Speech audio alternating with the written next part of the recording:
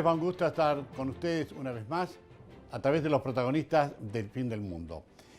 En este 2022, la ciudad de Tolwyn cumple 50 años. Exactamente el 9 de octubre de 1972 se coloca la piedra fundamental en la plaza histórica, plazoleta histórica de la ciudad de Tolwyn. Pero ¿cómo nace Tolwyn? Tolwyn nace por una necesidad de comenzar a ser un centro urbano. De hecho, ya en otros programas, porque tenemos varios preparados por los 50 años de Tolwyn, se habla de Tolwyn pero como un barrio anexo de lo que era el municipio de Río Grande, que su ejido urbano llegaba hasta esa zona. Pero ¿por qué se funda de alguna manera Tolwyn? Porque muy cerca de lo que es hoy el casco céntrico funcionaba la fábrica Cami, que para muchos dicen el aserradero Cami. Cami con C, pues era Compañía Argentina de Madera Industrializada. Ellos tenían la elaboración, la fabricación de terciados. Para los antiguos pobladores lo deben recordar, las cajas de madera de los televisores viejos, bueno, esos terciados se hacían muchos de ellos en la fábrica Cami. Nosotros tuvimos la oportunidad de dialogar con los tres hijos de uno de los dueños de Cami, los hermanos Finocchietti. Vamos a compartir en este primer programa de esos dos dedicados a Cami con Horacio y con Edgardo Finocchietti, que nos cuentan sus vivencias, cómo era Cami, cómo era ese lugar que hoy conocemos como la ciudad de Tolwyn, qué eran las cosas que se realizaban, qué pasaba con ese aislamiento, tanto desde la ciudad de Río Grande como de Ushuaia, porque no había buenos caminos como los hay hoy. Bien, ese va a ser el tema central de los protagonistas del fin del mundo, que comienza con estos testimonios luego de esta primera pausa comercial.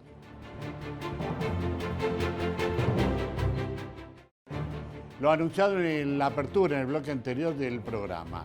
Dialogamos hace ya bastante tiempo atrás en la misma ciudad de Tolwyn, en primer lugar con Edgardo Finocchietti, que vino a raíz también de la inauguración o la puesta ya del nombre de su papá en una de las calles de la ciudad de Tolwyn. Hablando de Tolwyn, agradecemos a la municipalidad, a la Dirección de Cultura de Tolwyn por toda su predisposición para poder realizar esta serie de entrevistas. Vamos entonces ya a algunos conceptos, tanto de Edgardo Finocchietti como de su hermano Horacio.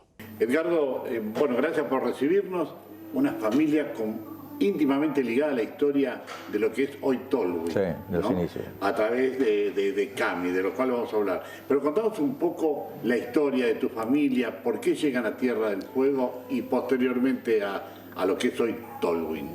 Bueno, o sea, yo, digamos, el por qué llegan, o sea, no lo tengo claro. Nosotros éramos, papá era el hermano más chico de una familia numerosa y encima, digamos, nosotros fuimos hijos tardíos, porque mis padres tenían 37 años cuando nació mi hermana, yo soy el del medio, y con lo cual en aquella época el diálogo entre los padres ahí mitológicos era bastante reducida. Pero bueno, lo cierto es que se embarcaron en esta aventura de venir a crear a Tierra del Fuego para instalar una industria, primero en Ushuaia con un aserradero, bueno, donde decíamos que ahí estaba instalado donde hoy está el hospital. O sea que estamos hablando de la calle 12 de octubre y avenida Maipú. Ahí estaba el aserradero. Sí, y entonces, bueno, ese aserradero trabajó ligado con la cárcel, porque eran los presos los que traían la bandera. O sea, se les compraba, yo no sé cómo era el mecanismo, si eso lo administraba la base naval o si lo administraba el servicio penitenciario, no tengo idea. Pero lo concreto era que los presos talaban el bosque de ahí, al lado de la Pataya, y con eso alimentaban la producción del aserradero. El aserradero se instaló, creo yo, en el 49, y se incendió, no sé exactamente en qué fecha, pero quedó totalmente destruido, y lo que se salvó se usó para empezar la instalación de Cami acá en Lago Fagnano, por unas tierras que otorgó la gobernación, desconozco los detalles, y Y se instalan. Y se instalan. Cami. Vamos a decir que Cami no es con K, sino con C, porque es compañía. Compañía Argentina de Maderas Industrializadas. Esa es la traducción de la sigla. Claro. Coincide con el lago, que en realidad Cami es el antiguo nombre. Cami se llama en Chile, acá es el lago Fagnano. Y bueno, y en aquella cuando se instalaron no había nada, o sea, Tolwyn no existía. Lo único que había era un puesto, que tampoco sé claramente en qué momento se instala, un puesto de la Policía Federal. En aquella época era territorio nacional, no era provincia. Bueno, y estaba la policía que, de hecho, por ejemplo, la luz eléctrica de la policía era provista por la fábrica. O sea, la policía tenía luz eléctrica de las 8 de la mañana a 5 de la tarde, se apagaba la fábrica, se acababa la luz. Horacio, bueno, en primer lugar, gracias por recibirnos, al igual que Edgardo. Me imagino que para la familia, para usted, para su familia, cada vez que vuelven a Tierra del Fuego y especialmente a Tolwyn, empiezan a recordar ese paso por lo que conocemos como el lugar donde... Te diría que el recuerdo es permanente. Particularmente yo tengo un cariño tremendo por la isla. Y cada vez que puedo vuelvo. Soy un enamorado de la Patagonia en general y particularmente de Tierra del Fuego. Así que el recuerdo es permanente. Horacio, vamos a ir un poco atrás, a los inicios de la llegada de su padre a Tierra del Fuego. ¿Por qué llega acá, primero a Ushuaia, por ejemplo? ¿Sabe de eso? Yo la versión que tengo es, porque los que iniciaron la fábrica eran mi padre con algunos de sus hermanos, creo que no todos, pero con algunos, ellos eran 7 hermanos, pero creo que al menos 5 participaron, pero también había otra gente.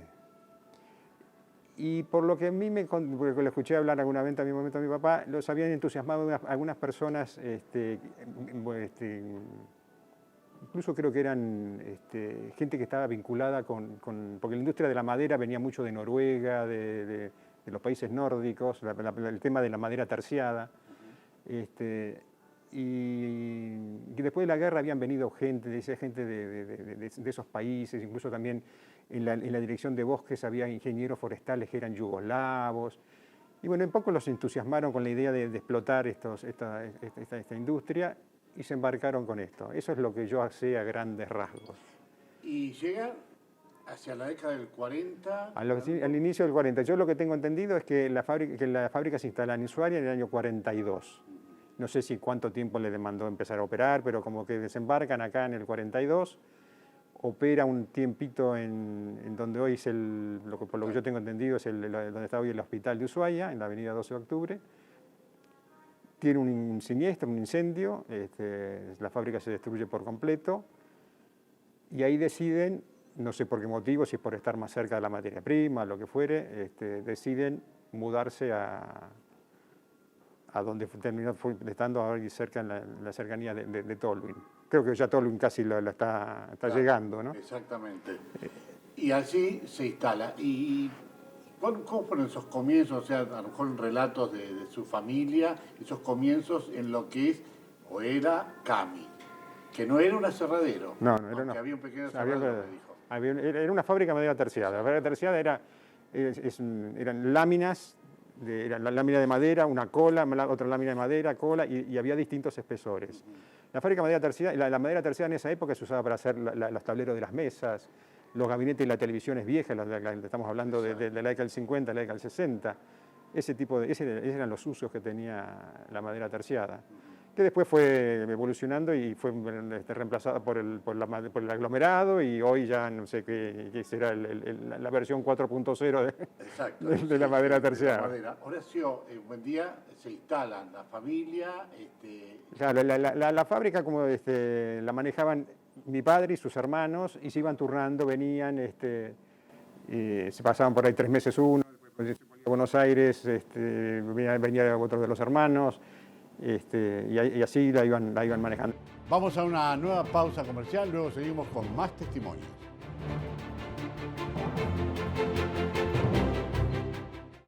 Son vivencias. Tengamos en cuenta que estamos hablando de la década del 50 y del 60. Reitero, en la fábrica Cami, o en el aserradero, conocido por muchos como aserradero Cami, donde estaban apartados de todo. Y bueno, y cómo lo estaban viviendo ellos como chicos que eran, tanto Edgardo como su hermano Horacio. Seguimos compartiendo sus testimonios. Horacio, un buen día, su padre, la familia se instala definitivamente en la zona. Exacto. Hasta ese momento mi padre y sus hermanos se turnaban. Venía uno 3 meses, 4 meses, 6 meses, se volvía a Buenos Aires, venía el otro.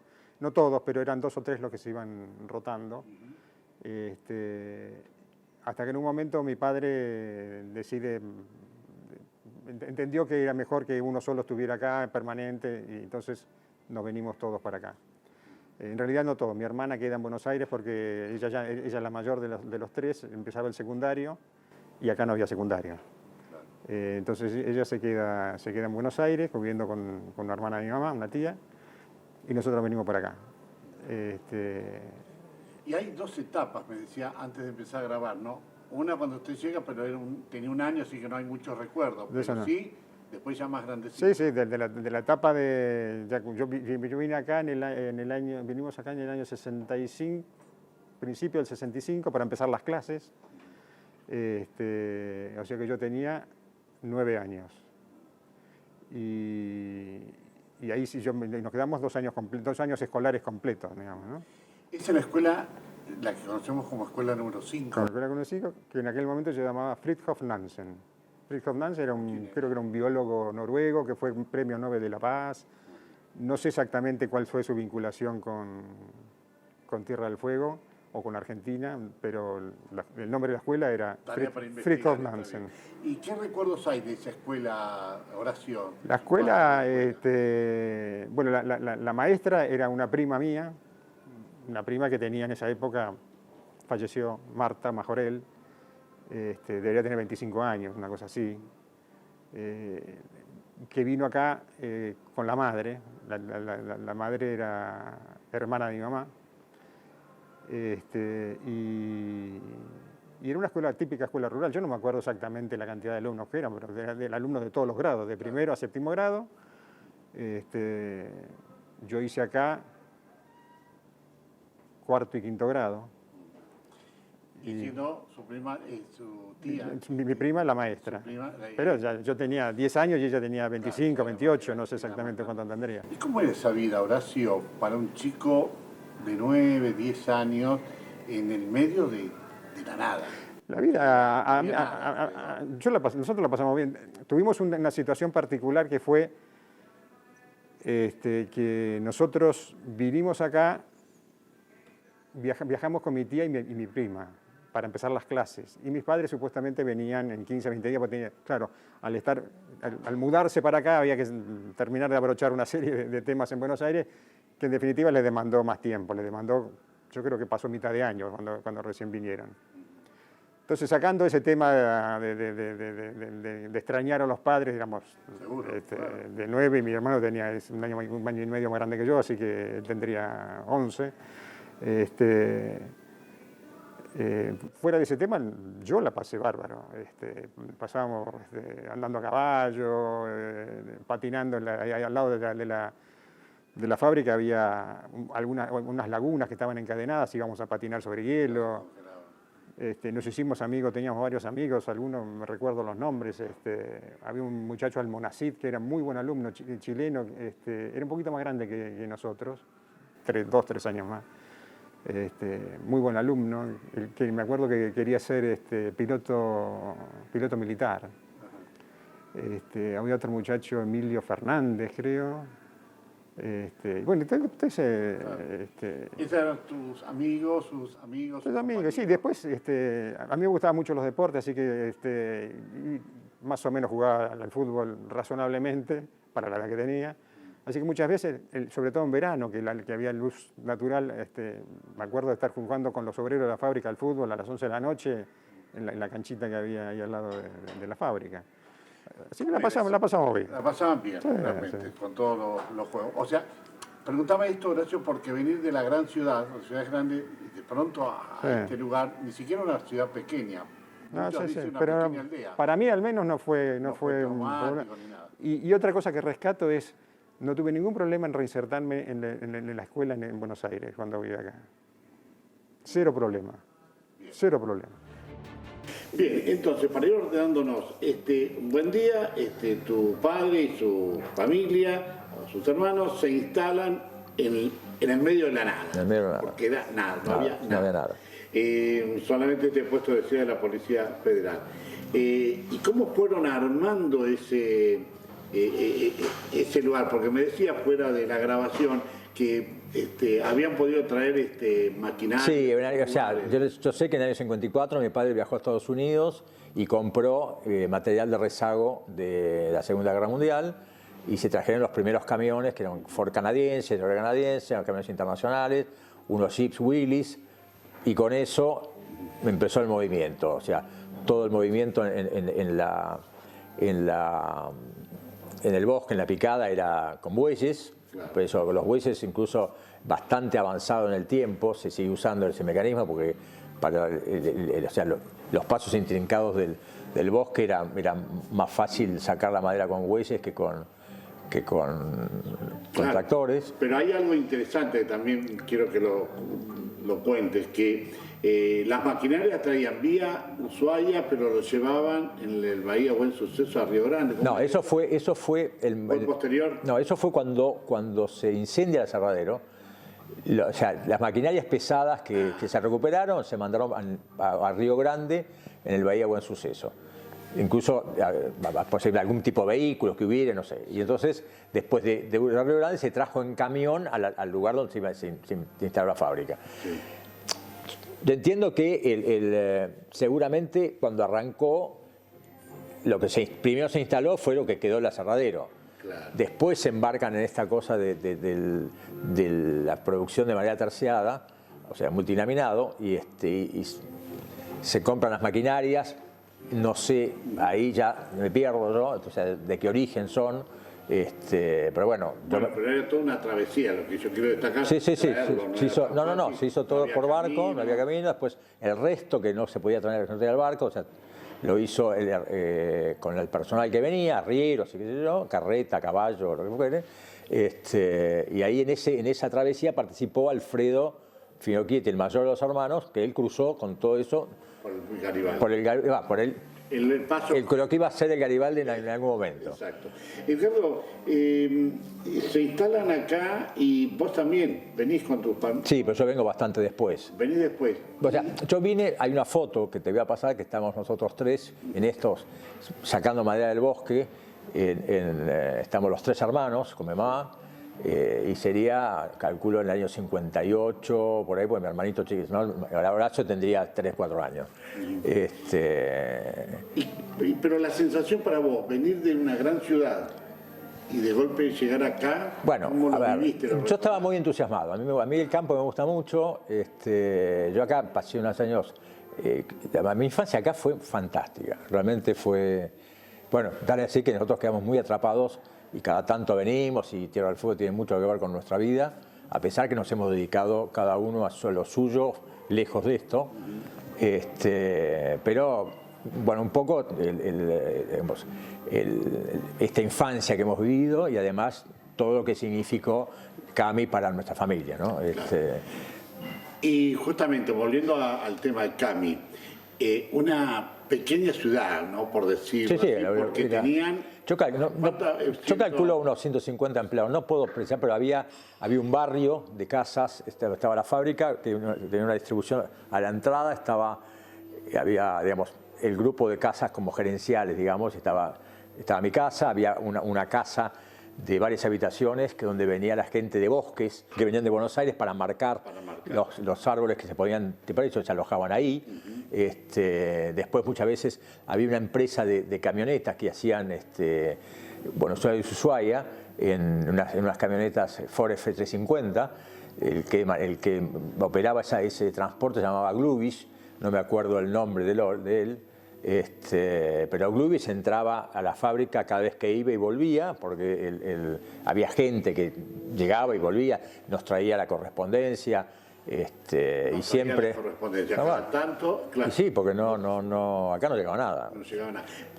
Una escuela. Bueno, la escuela se hizo, bueno, en ese grupo estaba la escuela, además estaba la casa del guardaparque digamos, de la zona. En esta escuela que se hizo, bueno, que es la que funciona ahora en Tolwyn, o sea, es el mismo número, digamos, ¿no?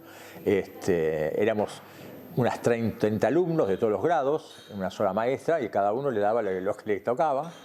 Y bueno, yo me acuerdo, o sea, de un chico en particular que éramos más amigos, de apellido Almonacid, no recuerdo el nombre.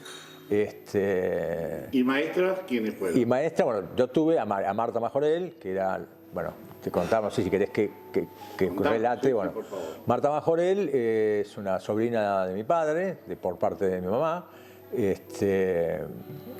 La fábrica tenía un grave problema de falta de maestros.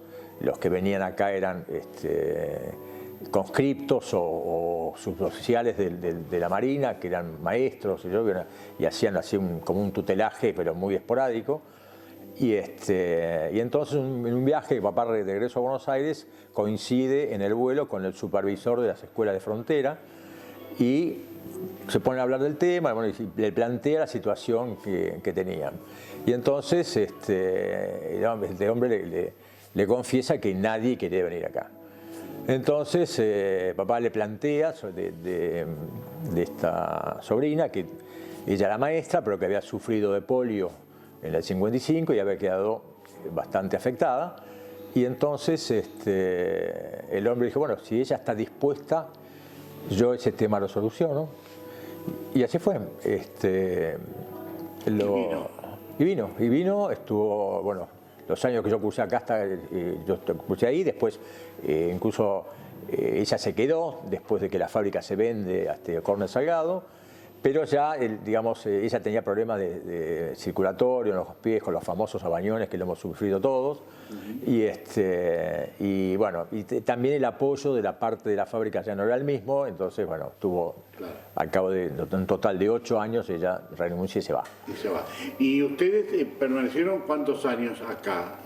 Nosotros cursamos yo estoy viviendo 2 años seguidos y después veníamos los veranos. Pasa que yo terminaba la primaria y bueno, la secundaria, entonces la tenía que cursar en otra parte. Fuimos a Río Grande a ver la escuela salesiana, qué sé yo. Bueno, al final no se dio y terminé pupilo en un colegio Euskal Etxea en Buenos Aires y nos veníamos los veranos. Horacio Finocchietti, que ya lo hemos visto en algunos de sus testimonios, tuvimos la posibilidad de hacer la entrevista acá en la ciudad de Ushuaia, porque hay una particularidad de ellos, bueno, salvo la época de la pandemia, del COVID, tratan de venir en forma reiterada a este lugar que los vio crecer, donde han vivido sus primeros años, su infancia y parte de su juventud. Después, como ellos mismos lo cuentan, tuvieron que, por razones de estudio, trasladarse a otros lugares, por ejemplo, en este caso, a Capital Federal, a Buenos Aires. Sigamos compartiendo en este caso más testimonios a través de la palabra de Horacio Finocchietti. ¿Y cómo era este lugar de Cami, la fábrica y los alrededores? ¿Cómo estaba compuesto? Usted me hacía una descripción muy interesante recién, ¿no? Desde la ruta. Bueno, sí, se accedía desde la ruta 3 por una calle, una calle de entrada. Ya le digo, yo no me acuerdo bien las distancias, pero calculo yo que habría 500, 600 metros, desde la ruta 3 vieja hasta donde empezaba las edificaciones que componían la fábrica y el complejo, digamos, ¿no? Lo primero que había en las casas de la gerencia eran 4 casas, si no me equivoco, y enfrente a esas casas, por la ruta de ingreso, estaba la escuela y había la casa que ocupaba el representante de Bosques, que era un tal Aravena, me acuerdo. Después, siguiendo unos 500 metros más, no sé, había una calle que salía a la izquierda y sobre esa calle estaban todas las casas que ocupaban los empleados casados con hijos. No recuerdo qué cantidad de casas que había, pero era una cantidad de casas importante. Y siguiendo más para adelante, se llegaba a un lugar que era una oficinita, que ahí trabajaba, el empleado administrativo se llamaba Villa Tureo. No me acuerdo del nombre. Y después al costado, más hacia al costado había un pabellón que eran departamentitos para los obreros solteros, otro pabellón donde estaba la cocina, el comedor, todo el personal comía en el comedor, el dispensario y la proveeduría. También, y la proveeduría. Por eso era una mini o Era una mini ciudad, sí. Y después siguiendo más todavía ya estaba la fábrica, todo el pabellón de la fábrica. ¿Y por qué, ya como para cerrar, Horacio, por qué hay una necesidad esa de volver cada tanto? Porque no es común quienes se van que vuelvan tan seguido, teniendo en cuenta la distancia, ¿no? Sí. Bueno, como digo, yo le tengo un cariño tremendo a Tierra del Fuego. A mí me marcó mucho la estancia acá en esa edad. Tanto mi hermano como yo maduramos de golpe. Maduramos 10 años en 2. Y así que nos marcó mucho. Y como digo, a mí me gusta mucho la Patagonia, a mí odio el calor, así que cuando puedo, tengo vacaciones, me vengo a la Patagonia y si puedo vengo a Tierra del Fuego. Y yo desde aquel momento para acá he venido, no sé, 20 veces seguramente. Vuelvo un poquito porque quería agregar algo, ¿no? Su papá, su mamá, ¿cómo se lo recuerda? ¿Qué actividades realizaban? Bueno, su padre al frente. Claro, mi papá era mi papá en ese momento era el gerente, sí, era una SRL, era el gerente de la empresa. Digamos, no dejaba de ser una pyme la empresa esa. Se ocupaba del manejo general de la fábrica, los operarios, a pesar de que había capataces y ese tipo de cosas, pero del gerenciamiento de la empresa. Las compras, si bien algunas cosas venían de Buenos Aires, otras cosas se compraban en Río Grande o en Ushuaia, había que ir regularmente a un otro lado. Generalmente se iba más a Río Grande. Sí, tengamos en cuenta que la ruta no es la de hoy. No. Era toda una travesía del Sí, era. Garibaldi. Claro, De ahí en esa época, llegar a Río Grande, llegar a Ushuaia, eran más de 2 horas, 2 horas y media, 3 horas, dependiendo cómo estaba la situación de. ¿Y su mamá? Mi mamá se ocupaba básicamente de la proveeduría. La proveeduría no abría todos los días, abría, no sé si eran 2 o 3 veces por semana. Y también se ocupaba un poco de las compras, de las necesidades de la proveeduría, porque había gente, por ejemplo, que necesitaba alguna cosa, entonces la encargaba. No sé, necesito. La proveeduría tenía las cosas básicas para. A ver, tenía comestibles, papa, cebolla, fideos, arroz. A veces había carne fresca, y después cosas de limpieza, cigarrillos, el cigarrillo se vendía tonelada. Pero alguna persona necesitaba, no sé, quería, no se me ocurre, que alguna ropita de bebé, qué sé yo. Bueno, entonces mi mamá se encargaba de tomar los pedidos y de buscar cuando había que hacer la compra, de administrar un poco las necesidades de la proveeduría. Exactamente. Y ahora sí, como para ir cerrando, en materia de salud, porque me habla que había un dispensario. Había un dispensario. Sí, había un enfermero. Había un enfermero diplomado, que entiendo que era un enfermero diplomado, que obviamente era para salir del paso de algún accidente o alguna enfermedad, pero ya si la cosa se ponía complicada. Pero alguien de la familia también ayudaba, ¿o no? Sí, mi tía parece que alguna habilidad tenía en ese tema y daba una mano, sí. Volvemos a tu infancia. Te gusta mucho el campo, fueron lindos esos momentos. ¿Pero qué hacían vos y tus hermanos durante el día en la escuela? A ver, en la escuela, o sea, el invierno, el trineo era un obligado, veníamos acá al viejo camino, había 2 subidas, eran así conocidas por los transportistas, porque era un drama cuando había barro y nieve, subir, una era, se llamaba la subida de la Paciencia, que era una curva, una subida larga con vueltas, y entonces la Paciencia para subir tardaba 1 hora, y otra subida que se llamaba el Gobernador, que era una recta, pero muy empinada, y ahí se había dado un palazo un gobernador no sé cuál. Pero es que eran subidas que nacían en la ruta 3. Claro, nosotros, la picada de donde sacaban la madera, la fábrica estaba acá atrás de Caiquén, que entrabas atrás para el lado del canal de Beagle, de ahí se sacaba la madera. Y los camiones iban todos hasta este camino, hasta la fábrica. Y había, bueno, era un camino largo, y aparte, digamos, en épocas donde, sobre todo primavera, que se derretía todo el manto de nieve y se hacía un barrial, y realmente había camiones que tenían tractor de tracción y otros que eran tracción simple eran Barto. Ahora, tus juegos, entonces tus hermanos, los chicos del lugar... Y nosotros en verano eran carritos con rulemanes, que era un problema porque era todo tierra, entonces claro, los rulemanes se engranaban, para así todo, bueno, nada, uno es chico y lo que juega con lo que tiene. Andábamos mucho a caballo, no sé, mi papá me regaló un rifle Winchester 22 cuando tenía 11 años. Yo solo pensaba de entregar a mi hijo un rifle. Era otra época. Era otra época y la gente de campo es un chico de 11 años, o sea, es un universitario para un chico de ciudad. Así. Entonces, al menos en ese aspecto. Y así que... Ojo, tampoco andaba yo con papá, salíamos con papá, pero claro, nunca anduve con el rifle a los 11 años solo. Pero cazar guanacos, cazar conejos, era parte del divertimento. Del divertimento, tal cual, exactamente. Edgardo, y un buen día dejan este lugar porque se vende. Bueno, la fábrica ha tenido, o sea, sufrió, digamos, problemas económicos durante largo tiempo, ¿no? Nosotros los que nos lamentamos fue que cuando fue el Rodrigazo en el 73, la industria nacional crece porque, digamos, se deja de importar pino Brasil y la mara boliviana, y entonces la madera argentina, acá los aserraderos vendían y la madera se vendía como escarbadientes, una cosa que ni siquiera se secaban en los playones, la madera estaría totalmente verde.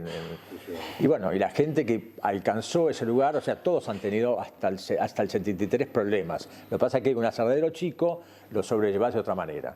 Aparte, por ejemplo, en el caso Padín, por ejemplo, el aserradero no era su única fuente de ingresos. Tenían la ferretería, tenían la representación de Shell, tenían una época tenían la representación de Chevrolet acá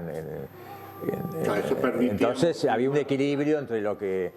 Pero después del 73 fue un boom económico y bueno, Padín incluso se extiende, ellos adquieren una lancha para hacer turismo en el canal de Beagle, hacían también, comprar unos micros para el turismo interno, y bueno, eso te lo contará Alicia. Pero bueno, lo que quiero decir es que nosotros no llegamos al 73, si hubiésemos llegado quizás estaríamos todavía acá. Claro, ya sobre finales de la década del 60, claro, ¿verdad? Bien, y hoy, a manera de reflexión, Edgardo, que venís cada tanto, ¿cómo ves esta ciudad que está creciendo? A mí me impresionó mucho Tolwyn, o sea, me impresionó, en realidad Río Grande también me impresionó, la vi enorme, de lo único, fue una pasada que hice nada más, lo único que reconocí fue el viejo muelle donde atracaba el Buey Buen Suceso. Digamos, eso fue lo único que está igual, posiblemente abandonado, no sé en qué estado está. Ahí enfrente estaba el frigorífico Swift, que también desapareció.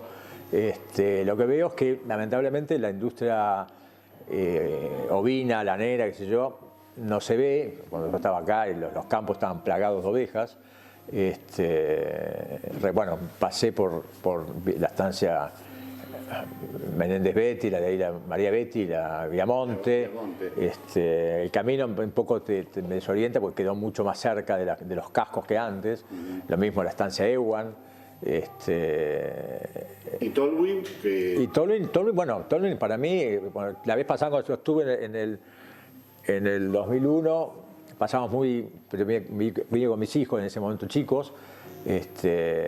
La vimos chiquita, ahora es monstruoso, más extendido, y a la noche desde el balcón veíamos las luces y se extiende enormemente, realmente me sorprende. Es una referencia a las luces a la noche. No, totalmente. Agradecemos de manera especial tanto a Edgardo como a Horacio sus testimonios, su predisposición. Yo reitero al municipio de Tolwyn porque la verdad que a través de ellos hemos podido realizar esta serie de entrevistas, nos han dado una mano muy importante haciendo los contactos que corresponden. Vamos a la pausa, ya regresamos en instantes. Laura Irina Ciuni, con esto entramos ya a la recomendación del libro que nos acerca la editora cultural Tierra del Fuego. Es una docente que reside en nuestra ciudad hace varios años atrás. Y ha hecho un trabajo de investigación, lleva el título de Educación Pública, Género y Conflicto. Es la experiencia educativa en Tierra del Fuego, en lo que era el territorio, desde el periodo de 1890 a 1930. Esta publicación de esta docente e investigadora habla de la problemática de la educación en décadas atrás. No es solo para los docentes en sí, profesores, sino que es una linda experiencia leerlo, porque es conocer cómo era la educación en Tierra del Fuego en ese periodo, de 1890 a 1930. Y es una recomendación de la editora cultural Tierra del Fuego. Con esta recomendación y agradeciendo a ustedes el permanente apoyo a través de la semana y los testimonios que nos van brindando y las sugerencias, nos despedimos hasta dentro de 7 días con los protagonistas del fin del mundo. Muchas gracias.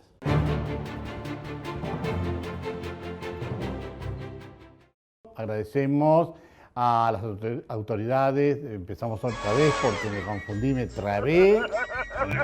Para la apertura de este último tramo del programa de hoy, nos trasladamos a este... ¿Qué pasó? Último bloque del programa de hoy. A mis espaldas se ve el puerto de Ushuaia. Sí, me trabé. Por quien era el suegro de Estela, de María Juana, no, por la... ¿Cómo es que me confundí? María Estela. Esta larga travesía desde Europa hacia el fin del mundo. Me caí todo con el chorro que pasó. Y la actividad que allí se... Pero, salió pip, pip, mentira. Lo puse así, está. ¿Qué pasó? ¿Eh? Ya está. Ah, querés un cierre. Pero, perdón. Sí.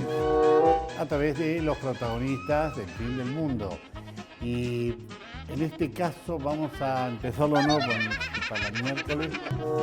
Sí, no, sí, al principio también costaba eso, costaba poder decir no, soy feminista y esto que es algo de lo que yo quiero hablar, pero...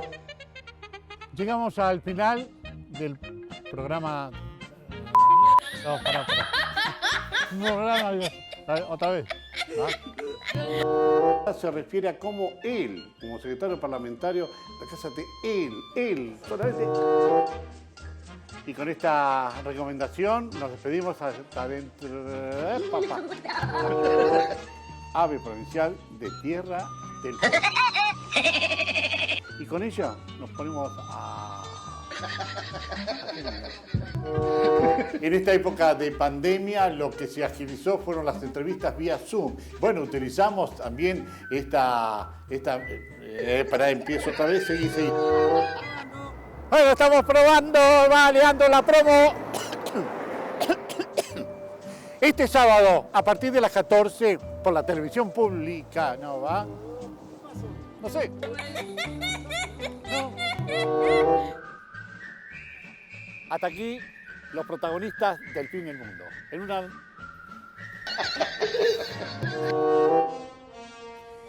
Por supuesto que... me equivoqué. Sí, está bien. Pará.